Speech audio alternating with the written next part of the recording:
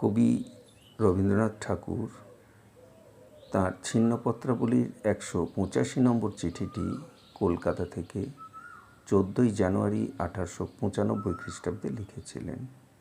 সেটি এখন পাঠ করছি। অল্প অল্প করে বসন্ত পড়বার উপক্রম করছে। কাল সমস্ত দিন বেশ গরম পড়েছিল, কাজকর্মে মন লাগছিল না। সমস্ত দিনটা একরকম উদ্ভ্রান্তের মতো ঘুরে ঘুরে কাটিয়ে দেওয়া গেছে।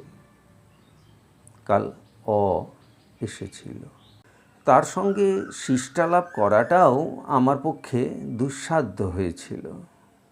এতদিন শীত ছিল, কাজের উৎসাহ ছিল। মনে করতুম চিরজীবন সাধনার এডিটরি করে কাটিয়ে দেব। এখন একটু গরম হাওয়া পড়বা মাত্রই মনে হচ্ছে এডিটরি করার চেয়ে আমি সেই যে কবি ছিলুম সে ছিলুম ভালো।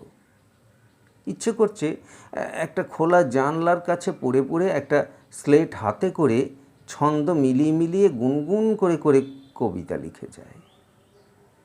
চোখের সামনে উজ্জ্বল আকাশের গায়ে খানিকটা সবুজ গাছপালা দেখা যায় এবং বাতাসটি এসে সর্বাঙ্গে লাগতে থাকে। কবিতা যদি বা না লিখি, গান তৈরি করা একটা কাজ আছে, সেটাও এরকম অবস্থায় বেশ লাগে ভালো। গানের সুরের দ্বারা জগতের সমস্ত চেহারা একেবারে বদলে যায় এবং মাথার ভিতরে একটা অপরূপ নেশা জমে ওঠে। কিন্তু সেরকম নেশাতুর ব্যাকুল এবং আত্মবিস্তৃত পাগলের মতো তৃষার্ত উন্মনা আনন্দচঞ্চল হয়ে থাকার চেয়ে গম্ভীর শান্তভাবে সাবধানে সাধনার এডিটরি করাই আমার পক্ষে ভালো। গানের এবং কাব্যের জগতে একটা চিরযৌবন আছে। জীবনের সঙ্গে সেটার সবসময় সামঞ্জস্য হয় না।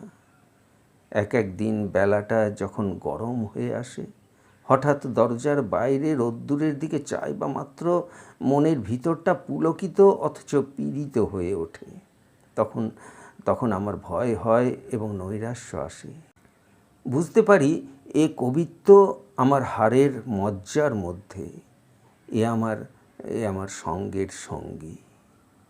প্রতি বৎসরে নিদেন একবার করেও আমার হাড়ের ভিতর থেকে পল্লবিত বিকশিত হয়ে উঠবে এবং আমাকে ভুলিয়ে দেবে যে আমার অন্তর্জগতের সঙ্গে আমার বহির্জগতের পরস্পর আনুকূল্য নেই। সাতারা, 18 জানুয়ারি 1895। ছিন্নপত্রাবলীর অনেক চিঠিতেই কোনো ব্যক্তির নামের প্রথম অক্ষর বা বর্ণটি মুদ্রিত রয়েছে। সেটি থেকে ওই ব্যক্তির সম্পূর্ণ নামটি বোঝা মুশকিল। এখানেও 185 নম্বর চিঠিতে যেমন এই বর্ণটি রয়েছে।